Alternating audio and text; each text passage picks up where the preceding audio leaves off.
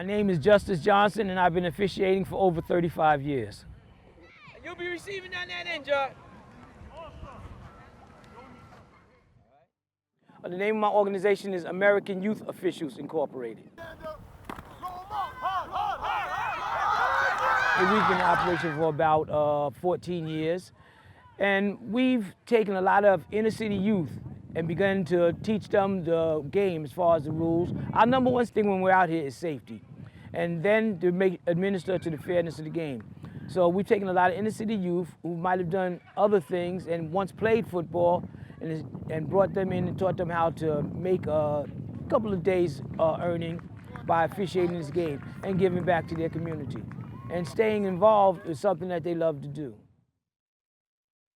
Well, the main reason that I referee is to stay in with the youth. This way I can get into them, talk with them, find out what's on their minds, what's going on in their era, what's the things that they feel that's affecting them, and to be out there for them. Hopefully to be a positive role model and a mentor. Come on! Get him, Choo-Choo! Yeah. The game has changed. It seems as it has gotten watered down. We have a lot more teams. In the area where we might have had one team years ago, we have about 5 or 6 teams. So the strength of the teams have changed. The rules on safety has changed a lot, so it affects the way the players play and the way the coaches have to coach. Well, the white hat is virtually the administrator. He's the one that if there's a penalty or something like that called on the field, the ones that wears the white hats will come to him and tell him what they have, and he'll explain it to the coaches and see that it's administered properly. So we got 9-on-1 in the fourth. Yep. So, all right, we're moving right along. You got a what, 12-0? Yep. We all have equal amount of influence on the game. Any of us can throw a penalty at any time, and it should be adjudicated the same way. We're just responsible for knowing the enforcements and explanations of it so that we can explain it to the coaches. Ball. Let's go. Let him go, Coach! Hey, don't let him go. Go on your play! I need a push. I've learned to be very patient with the coaches because on the youth level, we're the only ones out here getting paid. And the coaches have no other voice but to yell at us from time to time. Before that play started, what was the clock? 31. 31 seconds. For that play? No. No, before this last play, what was the clock? 13 seconds. So you mean to tell me 2 plays ran in 8 seconds, but 1 ran in 13? No, leave it alone. If you ask a question, you got to stay for the answer. No, leave it alone. No, he has no answer. Listen, don't address it. He walked away. Don't address it. Don't address it. He just wants to be heard. So I've learned not to have rabbit ears. I hear them, and when enough is enough, I sort of let them know that enough is enough. I try not to be controversial with them. I know that they spend lots of hours out doing what they do, so I do my best not to dismiss what they say and to listen to them when I can.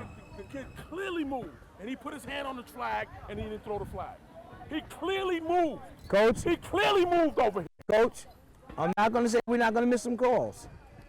I'm not going to say we're not going to miss some calls. We're going to miss some, Coach. Jalen, come here. The key is for y'all to keep coaching. For y'all arguing with us isn't helping y'all coaching. There's some plays that are just, some that's questionable, we understand that. When we got stuff that's like clear and blatant right there, like they said, the dude pulled the flag. He put his hand on the flag. And then put it back. He put his hand on the flag. Now, the yellow flag, that denotes a penalty of some sort of infraction in the game. And we usually administer, and that infraction is usually administered by the marking of yards one way or the other.